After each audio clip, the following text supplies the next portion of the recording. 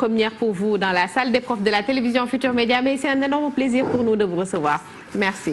Oui, merci Astou Ben, merci docteur, merci inspecteur. Nous sommes très ravis d'être là et je pense que comme cela est de coutume ici et un peu partout, nous allons commencer par donc nous saisir du gel de l'alcogel, liquide alcogel, pour disons, respecter scrupuleusement les mesures barrières qui sont édictées par les professionnels de la santé, parce que je pense que nous sommes tous interpellés et que le combat, ce n'est pas le combat seulement du gouvernement, mais c'est un combat citoyen qui engage la responsabilité de chacun parmi nous.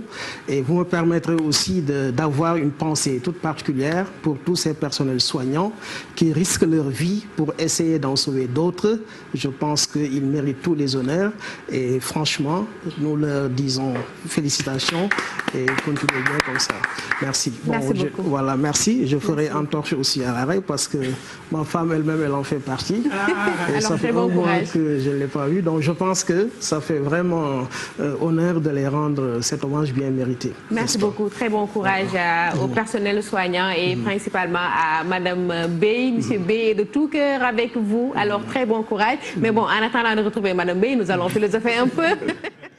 Ben, voilà, vous avez parfaitement raison. Merci. Vous avez parfaitement raison. Alors aujourd'hui, nous avons décidé d'entretenir nos apprenants et tous ceux qui nous suivent par rapport à un problème qui est extrêmement important, en tout cas dans les classes de terminale, le cours de philosophie.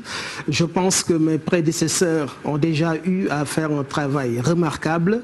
Ils ont beaucoup insisté sur l'importance, en tout cas, pour tout apprenant, de bien comprendre justement les grandes, en tout cas, divisions du programme. Parce que je pense que ce qui est primordial pour chaque apprenant, c'est de savoir que le programme de philosophie qui est dispensé en classe de terminale s'articule essentiellement autour de 4 domaines. Le domaine 1, le domaine 2, le domaine 3 et le domaine numéro 4, n'est-ce pas? Alors cela me permet déjà de pouvoir entrer dans le vif de mon sujet, à savoir les rapports entre la philosophie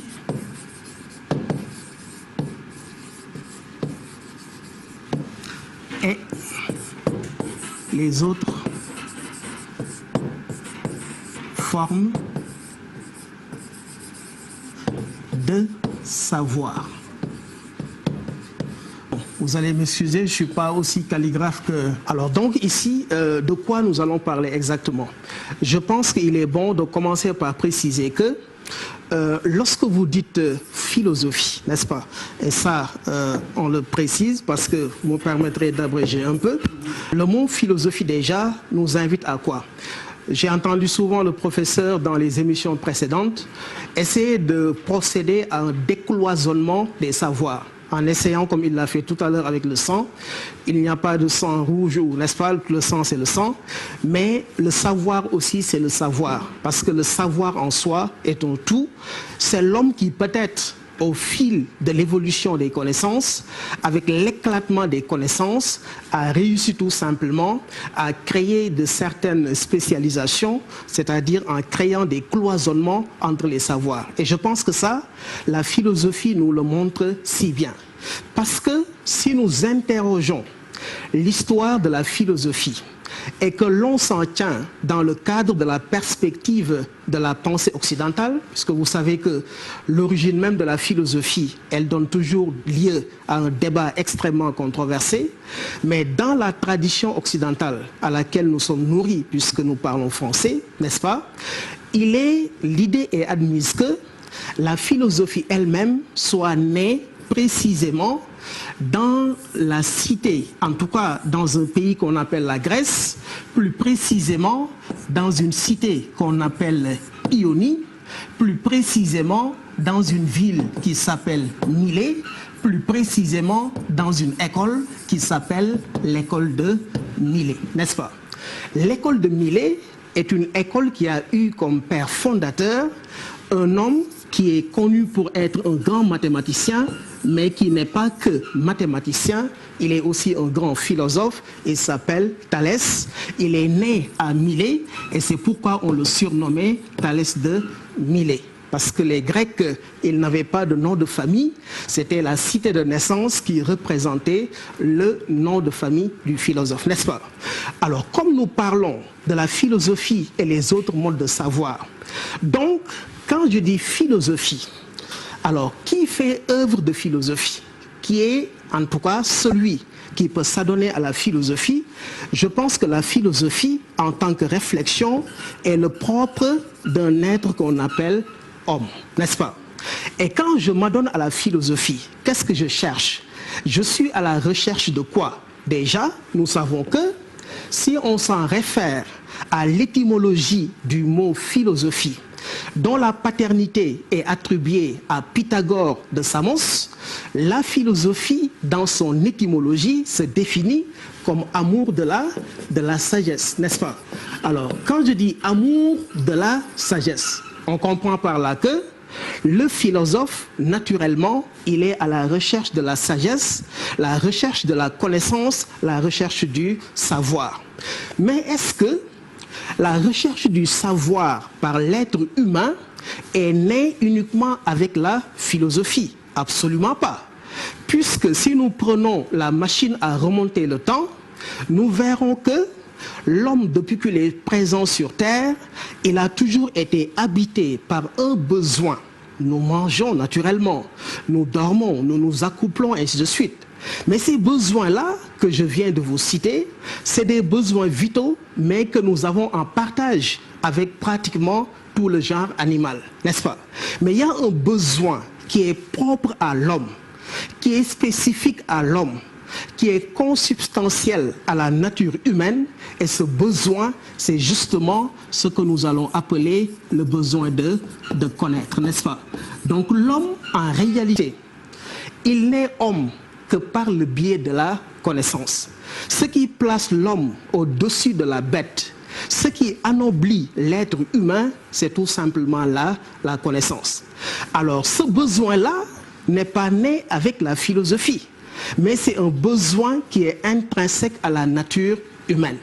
Alors question, dans ce cas, si le besoin de connaître n'est pas né avec la philosophie, mais un besoin qui est naturel à l'homme, donc comment l'homme faisait pour pouvoir expliquer les mystères du monde et de l'existence? Parce que l'homme est plongé dans une existence qui présente beaucoup d'énigmes.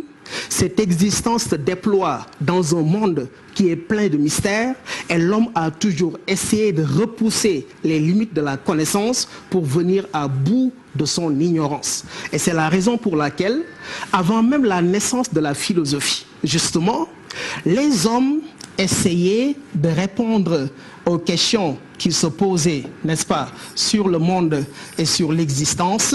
En quoi faisant? En se référant à une forme d'explication, et cette forme d'explication était essentiellement fondée sur ce qu'on appelle le mythe, n'est-ce pas? Il y avait la présence du mythe, il y avait la présence de la magie, il y avait aussi la présence de la religion, n'est-ce pas? Ces connaissances sont antérieures à l'avènement même de la philosophie. C'est la raison pour laquelle, pour parler des rapports entre la philosophie et les autres formes de savoir, il est bon déjà de réfléchir sur les rapports entre la philosophie et le mythe, la philosophie et la magie, la philosophie et la religion. Il nous restera maintenant une autre forme de savoir qu'on appelle la science, n'est-ce pas, qui est née en vérité au même moment que la philosophie, qui a cheminé avec elle pendant plus de 20 siècles avant qu'il n'y ait une rupture entre elles à partir du XVIIe siècle consacré par la révolution copernicienne. Et c'est dans ce contexte-là que l'on a commencé à s'interroger sur le rapport entre la philosophie et la science. Donc cela revient à dire que pour réfléchir sur la philosophie et les autres formes de savoir, nous allons parler forcément de la réflexion philosophique, naturellement, que nous allons essayer de comparer avec d'autres formes de savoir, au nombre desquelles va figurer la science, au nombre desquelles va figurer la religion, au nombre desquels va figurer le mythe, au nombre desquels va figurer la magie. On peut même ajouter ce qu'on appelle le sens commun, qui pour la plupart du temps aussi, pour certains hommes, peut être source de connaissances, même si c'est des connaissances qui ne sont pas toujours avérées, n'est-ce pas? Alors donc, quand je dis philosophie, je dis science. Je voudrais que nous sachions que toutes ces formes de savoir, en dépit de leur différenciation, elles ont quelque chose qu'elles partagent, et ce qu'elles partagent, c'est qu'elles sont, autant qu'elles sont, à la recherche du savoir. Mais qu'est-ce qui les différencie? C'est là que se pose la question, n'est-ce pas? Alors, la philosophie, si je voulais la comparer à la science, je pense qu'ici, nous savons que la philosophie se fonde essentiellement sur deux piliers. Elle se fonde sur l'usage de la raison, elle se fonde également sur l'usage de l'esprit critique, n'est-ce pas? Alors, qui est philosophe? Parce que tout le monde n'est pas philosophe. Il ne suffit pas de penser pour se dire philosophe. Le philosophe pourrait être considéré comme un homme qui s'engage à penser de manière rationnelle, en faisant prévaloir son esprit critique et en convoquant toutes les idées au tribunal de la raison pour discerner entre le vrai et le faux. Je pense que pour les apprenants, il faut surtout retenir ici l'importance de l'esprit critique, n'est-ce pas? Aujourd'hui, si nous voyons un peu ce qui se passe, la plupart du temps, quand un homme accepte par oui dire tout ce qu'il entend, sans jamais exercer un discernement pour voir qu'est-ce qui est vrai et qu'est-ce qui est faux, mais cet homme-là, il se comporte comme un mouton de panurge, il se comporte comme un béni oui-oui, parce que c'est quelqu'un qui ne sait que hausser la tête et qui ne sait que dire oui. Or, comme nous le rappelle le philosophe français Émile Chartier, dit Alain, le signe du oui est celui d'un homme qui s'endort, mais l'homme réveillé secoue la tête et dit non. Il ajoute philosopher, c'est dire non, n'est-ce pas? Alors, la philosophie, absolument, elle partage cette même exigence de rationalité et de critique avec la science. Donc, ça ne peut pas permettre de les différencier. Mais si je voulais insister sur l'une des différences majeures entre la philosophie et la science, alors qu'est-ce qu'on pourrait dire? On pourrait simplement dire que, ici, la différence fondamentale entre la philosophie et la science réside surtout dans ce qu'on appelle la méthode, n'est-ce pas? La philosophie, elle est différente de la science du point de vue de la méthode. On n'a jamais vu un philosophe avec des microscopes ou bien des lunettes astronomiques. Il n'en a pas besoin. Le philosophe, il fait ce qu'on appelle une spéculation. Qu'est-ce que c'est qu'une spéculation? C'est un retour de l'esprit sur lui-même par le biais de la réflexion. Alors que le scientifique, il ne fait pas de la spéculation, le scientifique, il fait de l'expérimentation, n'est-ce pas? La démarche scientifique, c'est ce qu'on appelle la méthode expérimentale, qu'on résume avec un sigle qui dit tout. Souvent, pour l'expliquer, on emploie l'expression O et RIC. O qui veut dire observation, H qui veut dire hypothèse, E qui veut dire expérimentation, ensuite R qui veut dire résultat, I qui veut dire interprétation, et enfin C qui veut dire la conclusion qui se dégage de cette interprétation qui va donner lieu à une loi ou à une théorie scientifique, n'est-ce pas?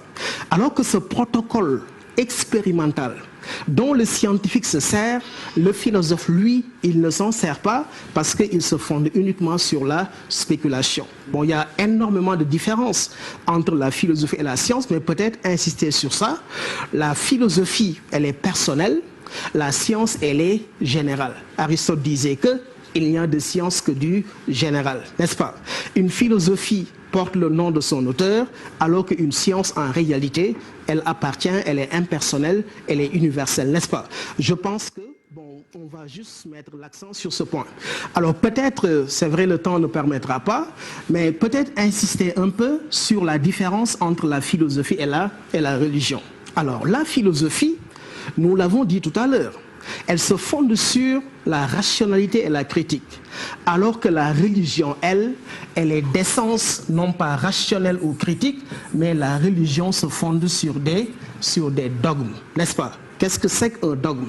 Un dogme, c'est une croyance, une vérité considérée comme absolue, qui est donnée ad aeternam et qui ne peut pas faire l'objet de remise en question. Je suis musulman, je crois en Dieu, je ne peux pas douter des 5 piliers de l'islam. Je suis chrétien, je crois également en Christ, je ne peux pas remettre en question le dogme de la Sainte Trinité, n'est-ce pas? Alors qu'en philosophie, aucune vérité n'est absolue. Le philosophe d'ailleurs, pourquoi il exerce son esprit critique? C'est parce qu'il pense que la vérité qu'il recherche, elle n'est pas immédiate.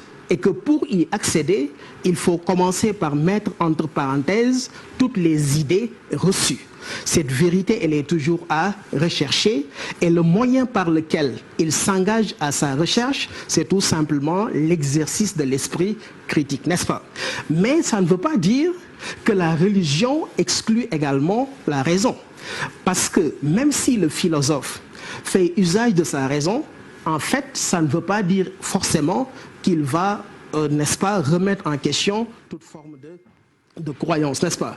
Et je pense qu'il y a un philosophe sénégalais bien connu qui s'appelle Souleymane Bachir Diagne, qui a publié un grand livre sur ça, Comment philosopher en islam, où il tente de nous montrer que le fait d'être philosophe ne nous empêche pas d'être un croyant, parce que même si la foi et la raison semblent contradictoires, en réalité, le besoin de croire chez l'homme n'exclut pas la nécessité de faire usage de la raison. Parce qu'absolument, on peut trouver un terrain d'entente. D'ailleurs, il faut bien le dire, la plupart du temps, si la connaissance est privée de foi, ça peut entraîner des conséquences graves.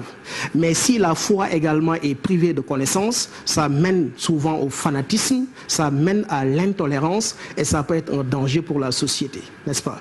Donc je pense que, bon, on n'aura pas, certes, c'est vrai, le temps de revenir peut-être, mais de toute manière, au moins, retenir ces quelques différences entre la philosophie et la religion, la philosophie et la science, et savoir que malgré tout, toutes ces différences, ces savoirs visent le même objectif, à savoir la connaissance, à savoir le savoir, n'est-ce pas?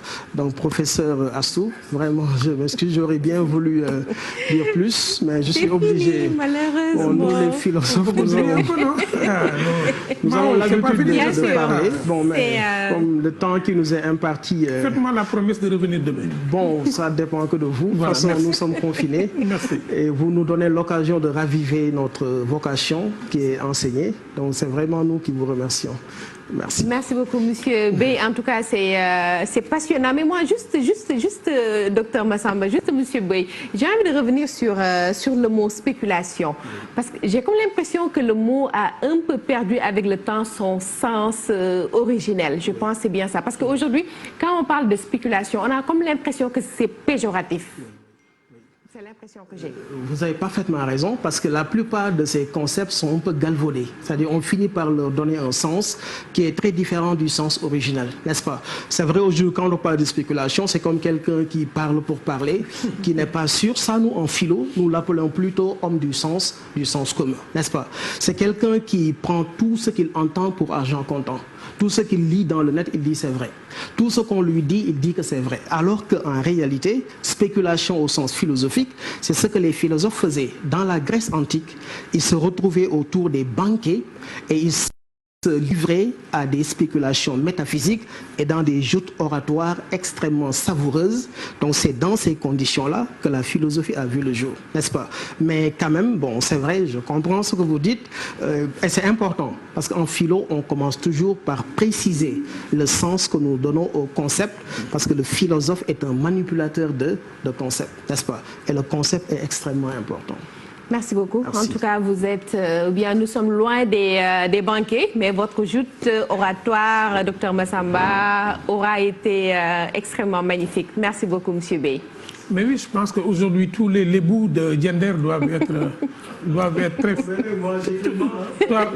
très fiers de leur fils. Ces anciens élèves de Linguère voilà, doivent aussi être très heureux de retrouver leur ancien professeur. C'est cette génération aussi d'enseignants extrêmement assis sur des connaissances et qui n'ont pas perdu le temps à l'université, qui ont fait ce qu'ils devaient faire à l'université. Aujourd'hui, cette douceur dans la transmission de cette connaissance, on sent qu'il y a c'est un très bon philosophe qui est derrière, qui porte un savoir qui ne le mène pas, parce qu'on dit en philosophie, mieux vaut être le cavalier de son savoir que la monture de son savoir. Et vous avez parlé de la spéculation, ça me ramène à ce qu'on appelle nous le glissement sémantique, parce qu'un mot, il peut être connoté positivement ou négativement, mais ce qui importe, c'est la dénotation. Cette dénotation-là, elle est extrêmement importante. Aujourd'hui, quand on parle de spéculation, même en commerce, ça a un caractère très négatif, mais c'est un caractère aussi qui peut être positif avec la loi du marché, où la spéculation n'est pas forcément la mise en condition des moyens de pression économique différés sur un client. Donc je pense que ça, c'est moi ce que je retiens fondamentalement, c'est qu'il a à revenir pour nous parler de philosophie et mythe, philosophie et magie, et philosophie et sens commun, mais aussi philosophie et liberté, parce qu'il a parlé de ce qu'on peut considérer aujourd'hui comme le mal de ce siècle, penser que tout ce qu'on entend est vrai et dire que tout ce que l'autre a dit est faux. Donc je pense qu'on est dans ce grand débat-là au Sénégal, et ce cours-là peut-être devrait être fait en wolof, en sérère, en diago et dans toutes les langues.